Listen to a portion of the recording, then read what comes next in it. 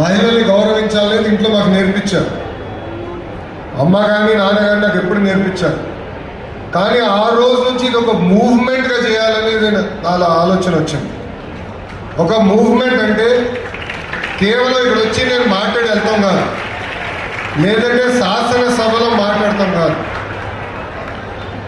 School నుంచి KG నుంచి PG వరకు మహిళల్ని గౌరవించాలి అనేది, నరనరాలు ఎక్కించాలనేది ఒక లక్ష్యంగా మేము పెట్టుకున్నాం. దీంట్లో 2-3 ప్రధానమైన విషయాలు.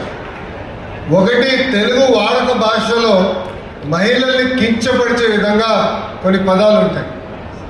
గాజులు తొడుక్కున్నావా, చీర కట్టావా, అమ్మాయిలాగా ఏడవద్దని అంటారు.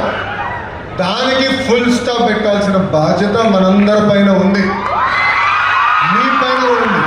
మీ పైన ఎలా ఉందంటే, రేపు మీరు తిరిగి ఇంటికి వెళ్తారు కదా, మన ఇంట్లో కానివ్వండి, చుట్టుపక్కల ఎవరైనా ఆ పదాలు వాడితే వెళ్ళి వాళ్ళు చెప్పండి, అన్న లోకేష్ చెప్పాడు ఈ పదాలు వాడద్దు అని చెప్పాలి.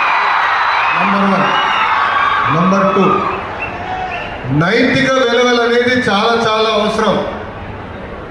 There is no short cut to success. అందుకే చాగంటి కోటేశ్వరరావు గారు లాంటి పెద్ద వ్యక్తి, ఆయన ప్రవర్చనలు వినేదానికి యూట్యూబ్లో కానివ్వండి, లైవ్లో